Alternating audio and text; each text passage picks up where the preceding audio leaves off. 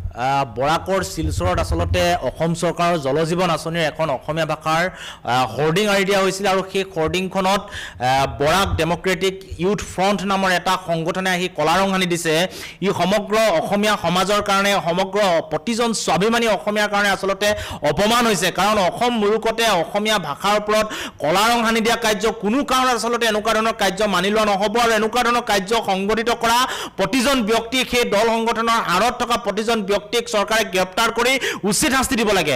1961 চনৰ ভাষা আইনৰ দুহাই দি কোনো কাৰণত অসমীয়া ভাষাক অসম মুলুকতে নস্যাৎ কৰিব এই কথা কেতিয়াও মানি লোৱা নহ'ব আৰু চৰকাৰে এই ক্ষেত্ৰত কি ব্যৱস্থা গ্ৰহণ কৰে সেই কথাটো লক্ষণীয় হ'ব। কিন্তু চৰকাৰে যদি ব্যৱস্থা গ্ৰহণ নকৰে অসমবাসী ৰাইজ কিন্তু শান্তিকৈ বহি নাথাকে।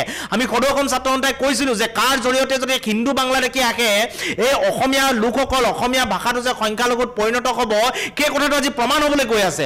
ত্ৰিপুৰাত যেনেকৈ ত্ৰিপুৰীসকল সংখ্যালঘুত পৰিণত হ'ল, এদিন অসমত অসমীয়াক সংখ্যালঘুত পৰিণত কৰিবৰ কাৰণে এটা দুষ্ট চক্ৰই কিন্তু চক্ৰান্ত চলাই আছে আৰু সেই বাংলা লবিটোৱে এনেকুৱা ধৰণৰ কাৰ্য পূৰ্বতেও সংগঠিত কৰিছে। প্ৰদীপ দত্ত ৰয় নামৰ যিগৰাকী ব্যক্তি এই সংগঠনটোৰ নেতৃত্বত আছে, তেখেতে পূৰ্বতেও হিন্দু বঙালী বা অসমীয়া ভাষা আৰু বঙালী ভাষাৰ মাজত বিদ্বেষ কৰি তেখেতসকলে ৰাজনীতি কৰি থাকে আৰু এইসকলক নাকি লগাব লাগে।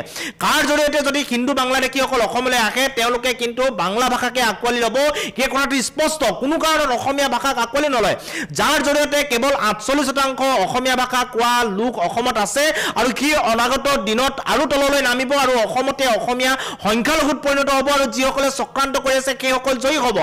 অসম মুলুকতে অসমীয়া ভাষাৰ ওপৰত কলা ৰং সানি দিছে এই কাৰ্য কোনো অসমীয়াই মানি ল'ব পৰা নাই। গতিকে মই মুখ্যমন্ত্ৰী গৃহ বিভাগক আহ্বান জনাইছোঁ, ইয়াৰ ওপৰত ব্যৱস্থা গ্ৰহণ কৰক। ভাষা আইনৰ দুখাই দি অসমীয়াক নস্যাৎ কৰা কাৰ্য কোনো কাৰণত আমি মানি নলওঁ। এই কথাখিনিক চৰকাৰক নজৰ দিবৰ কাৰণে আমি আহ্বান জনাইছোঁ।